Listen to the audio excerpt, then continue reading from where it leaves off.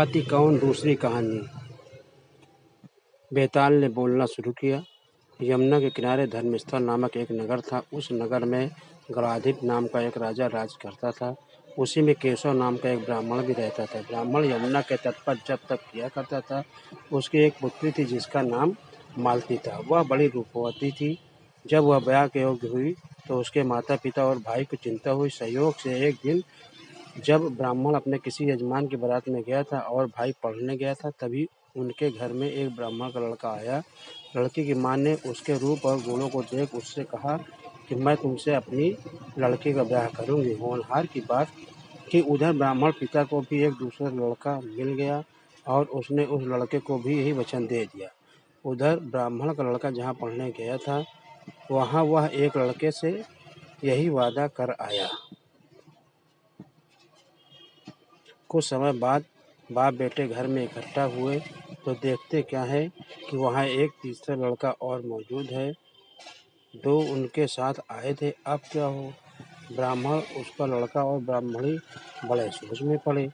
दैव योग से हुआ क्या कि लड़की को सांप ने काट लिया और वह मर गई। उसके बाप, भाई और तीनों लड़कों ने बड़ी भाग दौड़ की।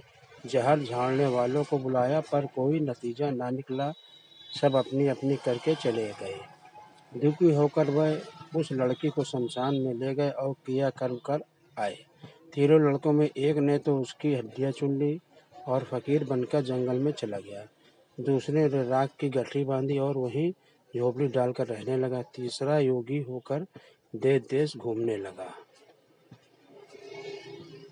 एक दिन की बात, जब वह तीसरा लड़का घूमते घूमते किसी नगर में पहुंचा और एक ब्राह्मणी के घर भोजन करने बैठा। जैसे ही उस घर की ब्राह्मणी भोजन परोसने आई, उसके छोटे लड़के ने उसका आंचल पकड़ लिया।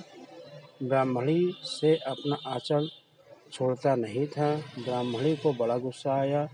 उसने अपने लड़के को झुड़का मारा पीटा, फिर भी वह न माना तो ब्राह्मणी ने उसे उठाकर जलते चूल्हे में पटक दिया।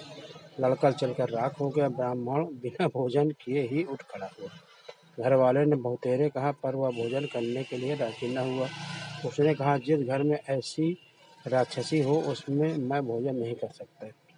इतना सुन वह आदमी भीतर गया और संजीवनी विद्या की पोथी लाकर एक मंत्र पढ़ा। जलकर राख हो चुका लड़का फिर से जीवित हो गया। यह देख ब्राह्मण सोचने लगा कि अगर यह पोथी मेरे हाथ पड़ जाए तो मैं भी उस लड़की को फिर से जिला सकता हूँ। इसके बाद उसने भोजन किया और वहीं ठहर गया।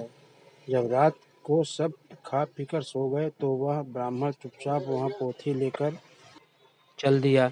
जिस स्थान पर उस लड़की को जलाया गया था वह जाकर उसने देखा दूसरे लड़के वहाँ बैठे हैं, बातें कर रहे हैं। इस ब्राह्मण के यह कहने पर कि उसे संजीवनी विद्या की पोथी मिल गई है और वह मंत्र पढ़कर लड़की को जिला सकता है, उन दोनों ने हड्डियां और राख निकाली। ब्राह्मण ने जैसे ही मंत्र पढ़ा वह लड़की जी उठी। अब तीनों उसके पीछे आपस में झगड़ने लगे। इतना कहकर बेताल बोला, राजा बताओ कि वह लड़की किसकी स्त्री होनी चाहिए। राजा ने जवाब दिया, जो वहाँ कुटिया बनाकर रहा उसकी। बेताल ने पूछा, क्यों? राजा बोला, जिसने हड्डी रखी वह तो उसके बेटे के बराबर हुआ। जिसने विद्या सीखकर जीवन दान दिया वह बाप के बराबर हुआ। जो राख लेकर रमा रहा वही उसका असली हकदार है। राजा का यह जवाब सुन बेताल फिर पेड़ पर जा लटका। राजा को फिर लौटना पड़ा और जब वह उसे लेकर चला तो बेताल ने तीसरी कहानी सुनाई।